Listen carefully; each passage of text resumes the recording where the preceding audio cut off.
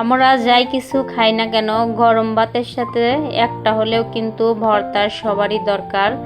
Hello বন্ধুরা, আসসালামু আলাইকুম, welcome back to my channel পাবনার আপা কিচেন অ্যান্ড ব্লগ থেকে আমি আপনাদের মাঝে আরও একটা ভর্তা রেসিপি নিয়ে হাজির হয়েছি। আশা করি ভর্তা রেসিপিটি আপনাদের কাছে ভালো লাগবে। ভালো লাগলে শেষ পর্যন্ত ছোট্ট একটা লাইক দিয়ে যুক্ত থাকবেন।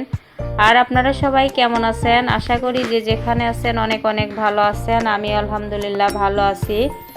আর যে যেখান থেকে আমার ভিডিওটা দেখবেন প্লিজ ভাই বোনেরা ভিডিওটা একটা লাইক দিয়ে ফুল ওয়াচ করে দিবেন। আমিও আপনাদের ভিডিও ফুল ওয়াচ করে দেব। আর যদি আপনাদের কাছে এতটুকু বেশি ভালো লেগে থাকে একটা সাবস্ক্রাইব করে পাশে থাকতে পারেন।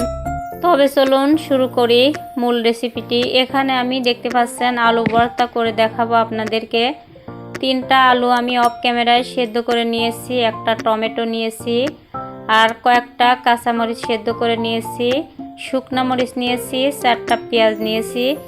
এখন আমি পেঁয়াজগুলো কেটে নেব। এই যে আর যে ভর্তাই করি না কেন পেঁয়াজ একটু বেশি করে দিলে কিন্তু খেতে ভালো লাগে। এভাবে করে আমি পেঁয়াজগুলো কেটে নেব। আর আমার ভিডিওটি যদি কোনো নতুন ভাই বোনেরা দেখে থাকেন প্লিজ ভাই বোনেরা ছোট্ট একটা লাইক দিবেন, কমেন্ট করবেন, শেয়ার করে দিবেন, আর একটা সাবস্ক্রাইব করে পাশে থাকবেন।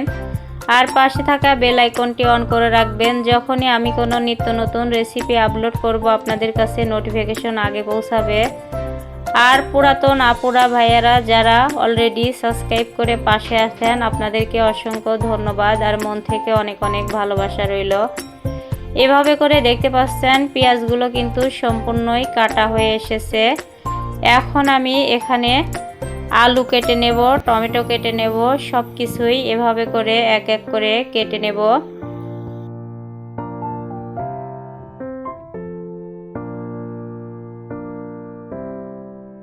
এই যে টমেটোটা কেটে নিচ্ছি, টমেটোর উপরে যে মুখ থাকে সেটা কেটে ফেলে দিচ্ছি। এভাবে করে টমেটোটা কাটা হয়ে গেছে। এখন আমি সেদ্ধ করা আলু, একটা আলু 3 পিস করে কেটে নেব। আর এই আলুটা আমি হালকা একটু ভেজে ভর্তা করব, তাহলে কিন্তু খেতে মাশাআল্লাহ অসাধারণ লাগবে।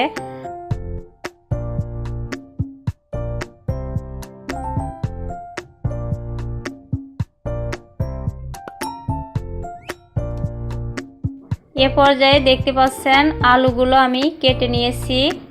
এখন এই আলুগুলো সব কিছু দিয়েই সুন্দর করে আমি রেডি করে নিয়েছি এই যে প্লেটে।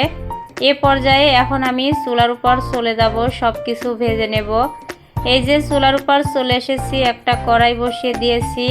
কড়াইটা গরম হয়ে গেছে। এখন পরিমাণ মতো সয়াবিন তেল দিয়ে দিচ্ছি। তেলটাও গরম হয়ে গেছে। এখন আমি এই যে কেটে রাখা পেঁয়াজগুলো ভেজে নেব। তবে সম্পূর্ণ পেঁয়াজ নেই নাই, অল্প একটু পেঁয়াজ রেখে দিছি। কাঁচা পেঁয়াজ ভর্তাতে দিলে কিন্তু ভালো লাগে। এভাবে করে পেঁয়াজটা আমি হালকা একটু ভেজে নেব। এই যে দেখতে পাচ্ছেন এ পর্যায়ে কিন্তু পেঁয়াজটা ভাজা হয়ে এসেছে। পেঁয়াজটা আমি এখন অফ ক্যামেরায় উঠে নেব। আর আপনারা যে যেখান থেকে ভিডিওটা দেখবেন ফুল কন্টিনিউ করে দিবেন ভাই বোনেরা। একটা ভিডিও বানাতে কিন্তু অনেকটা কষ্ট হয়, আমরা যারা ভিডিও বানাই তারাই জানি। এভাবে করে পেঁয়াজটা উঠে নিয়েছি। এখন আমি এই যে কেটে রাখা টমেটোটা দিয়ে দিলাম। টমেটোটা এক পিঠ সুন্দর করে মিলে দিয়েছি। এখানে একটা ঢাকনা দিয়ে ঢেকে দেব, তাহলে টমেটোটা সুন্দর মতো সেদ্ধ হয়ে যাবে। এ পর্যায়ে দেখতে পাচ্ছেন এক পিঠ হয়ে গেছে। ঢাকনা খুলে আমি উল্টে দিলাম, আবারও আমি ঢাকনা দিয়ে ঢেকে দিচ্ছি। তারপরেই টমেটোটা কিন্তু ভাজা হয়ে যাবে। আর সময় নিয়ে কিন্তু ভেজে নিয়েছি। দেখতে পাচ্ছেন সেদ্ধ হয়ে গেছে, ভাজা ভাজা হয়ে গেছে। টমেটোটা আমি অফ ক্যামেরায় উঠে নিলাম। এখন আমি এই যে কেটে রাখা আলুগুলো ভেজে নেব। আর এভাবে আলু সেদ্ধ করে ভেজে আপনারা একবার হলেও বাসায় ভর্তা করে খাবেন। মাশাআল্লাহ গরম ভাতের সাথে কিন্তু আর কিছুই লাগবে না, অসাধারণ লাগে। এভাবে করে এক পিঠ আলুর হয়ে গেছে। এখন আমি অপর পিঠ উল্টিয়ে দিচ্ছি। আর হালকা একটু ভাজলেই কিন্তু এই আলুটা ভাজা হয়ে যাবে। এখন দেখতে পাচ্ছেন সম্পূর্ণ আলুই কিন্তু আমি আর এক পিঠ উল্টে দিলাম। এ পর্যায়ে অপর পিঠ হলেই কিন্তু আমি নামিয়ে নেব। এই যে অপর পিঠ হয়ে গেছে আলুর। এখন আমি উল্টে পাল্টে আলুটা উঠে নেব।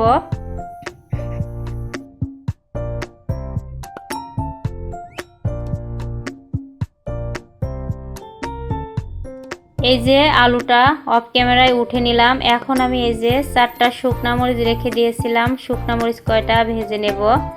আর শুকনা মরিচ দিয়ে ভর্তা করলে কিন্তু মাশাআল্লাহ খেতে ভালোই লাগে। এ পর্যায়ে সম্পূর্ণ কিছু আমি একটা প্লেটে উঠে নিয়েছি, দেখতে পাচ্ছেন। এখন আমি আপনাদেরকে ভর্তাটা করে দেখাবো। আর আমরা কিন্তু সবাই ভর্তা করতে জানি, তবে এক একজনের ভর্তা এক এক রকম হয়ে থাকে। তাই বলছি অবশ্যই ভর্তাটা ফলো করবেন। শুকনো মরিচের উপর আমি পরিমাণ মতো লবণ দিয়ে দিলাম। লবণ দিয়ে শুকনো মরিচটা চটকে নিচ্ছি। এখন আমি কাঁচা মরিচটা চটকে নেব। এই যে কাঁচা মরিচটা চটকানো হয়ে গেছে। এ পর্যায়ে আমি ভাজা পেঁয়াজগুলো সুন্দর করে চটকে নিচ্ছি, মেখে নিচ্ছি।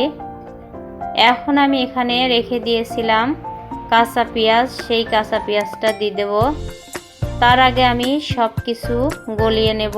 এই যে আলুটা গলিয়ে নিচ্ছি এভাবে করে। আর টমেটোর উপরের একটা আবরণ আছে, সেটা আমি ফেলে দিয়ে সুন্দর করে সেটাও গলে নেব। এই যে দেখতে পাচ্ছেন আলুটা কিন্তু সম্পূর্ণভাবে গলিয়ে নিয়েছি। এখন এই যে টমেটোর আবরণটা ফেলে দিলাম, ফেলে দিয়ে টমেটোটা গলিয়ে নেব। তবে আমার ভর্তা রেসিপিটি আপনারা একবার হলেও ট্রাই করতে পারেন, মাশাআল্লাহ খেতে অসাধারণ লাগে। টমেটোটাও সুন্দর মতো গলানো হয়ে গেল। এই যে এখন একদম শেষে কিন্তু কাঁচা পেঁয়াজ রেখে দিয়েছিলাম, পেঁয়াজটা দিব আর সরিষার তেল দিয়ে দেবো। এ পর্যায়ে সম্পূর্ণ কিছু সুন্দর করে মেখে নিয়েছি। এই যে কাঁচা পেঁয়াজ দিয়ে দিলাম।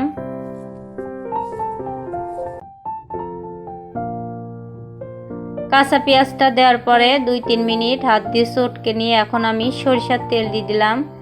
সরিষার তেলটা দেওয়ার পরে সুন্দর করে ভালো করে আলু ভর্তার সাথে মিক্স করে নেব। আর দেখতেই পাচ্ছেন কতটা সুন্দর কালার আসতেছে।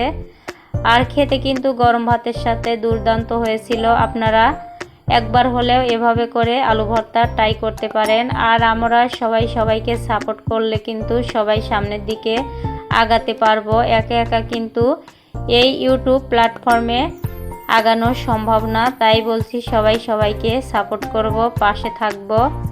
এখন দেখতে পাচ্ছেন একদম রেডি হয়ে গেছে আলু ভর্তাটা। আর ফাইনাল লুকটা দেখতেই পাচ্ছেন কতটা লোভনীয় হয়েছে আর কতটা কালার এসেছে।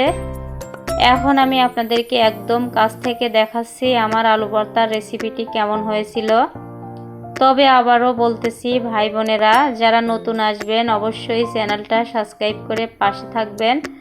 আর একটা লাইক দিয়ে ভিডিওটা ফুল ওয়াচ করে দিবেন আর শেয়ার করে দিতে পারেন। আর পুরাতন আপুরা ভাইয়ারা যারা আমার পাশে আছেন আপনাদেরকে অসংখ্য ধন্যবাদ আর মন থেকে অনেক অনেক ভালোবাসা। এখন আমি আপনাদেরকে হাত দিয়ে দেখাচ্ছি, দেখতে পাচ্ছেন কতটা লোভনীয় হয়েছিল। আর এইভাবে করে গরম ভাতের সাথে কিন্তু ভর্তা থাকলে আর মাছ মাংস কিছুই দরকার হবে না। 2-3 প্লেট ভাত কিন্তু এই ভর্তা দিয়ে খেয়ে উঠতে পারেন, যেভাবে ভর্তাটা আমি বানিয়েছি। আর দেখতেই পাচ্ছেন কতটা লোভনীয় হয়েছিল। তবে আমার ভয়েস বা ভিডিওর মাঝে যদি কোনো ভুল ত্রুটি করে থাকি প্লিজ ভাই বোনেরা ক্ষমার দৃষ্টিতে দেখবেন। আর আমার রেসিপিটি কেমন হয়েছে কমেন্টে জানিয়ে যাবেন। আজকের মতো রেসিপিটি এখানেই শেষ করছি।